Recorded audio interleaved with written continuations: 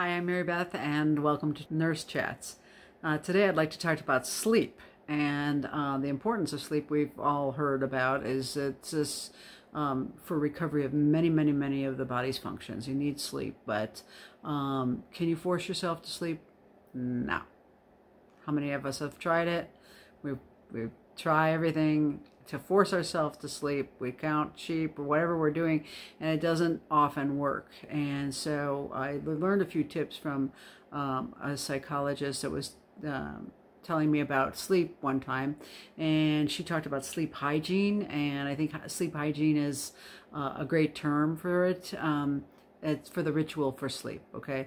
So basically with regard to like screens, like telephone screens and tablets and computers and televisions, the suggestion was to turn them off about a half hour before you want to go to sleep. So don't just flick off a screen and think that you can just go to sleep. Most people can't. Reading a book can be stimulating because you're waking up the imagination. And so that, again, not up until the moment you go to sleep. You don't close the book, close your eyes, and think you're going to fall asleep generally.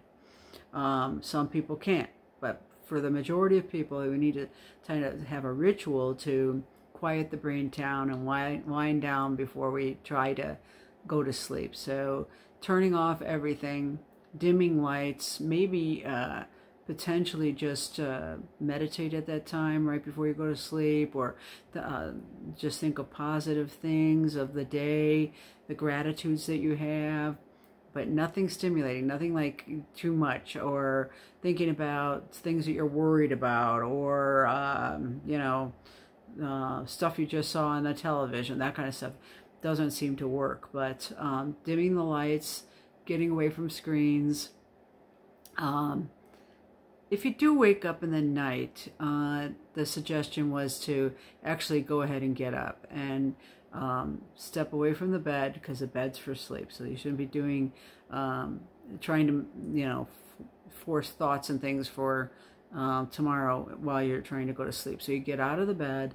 If you need to, write down the things that you need to do for tomorrow, to get them off your mind and on paper. That's one suggestion. But the other one was to just do something very boring, like literally fold the same towel over and over again, just to quiet the brain.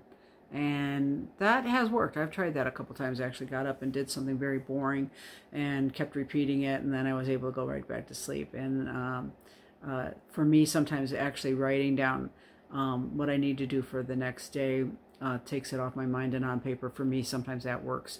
Not immediately. I'll write it down, then I'll step away, dim the lights, take a moment, and then head back for the bed. And the bed is for sleeping. It's not for reading. It's not for watching TV, being on your cell phone. It's not for all of that.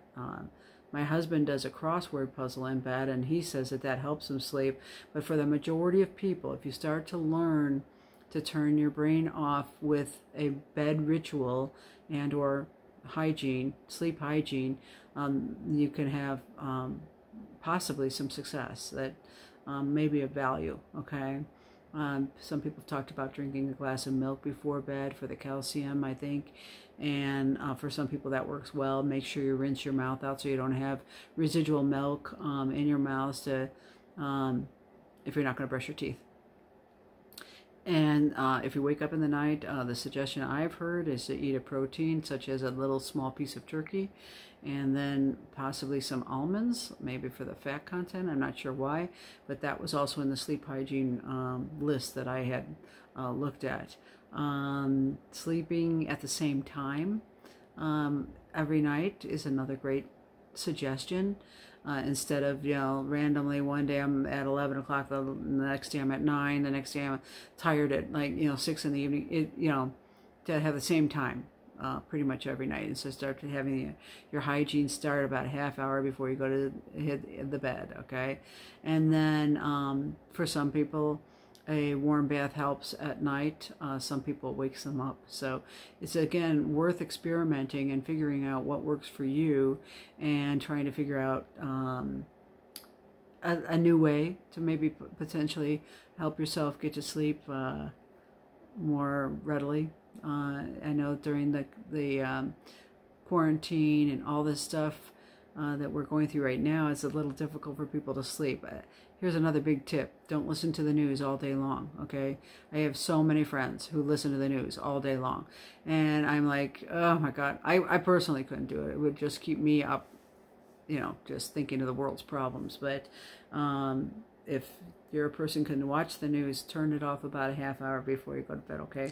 And don't be telling people bad news or listening to troubling things right when you're trying to go to sleep. That doesn't work. Don't try it, okay? Just think of good things, gratitudes, easy things, you know.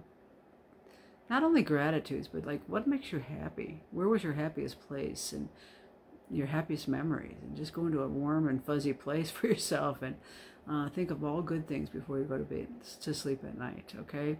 I'll talk to you soon, okay? Take care.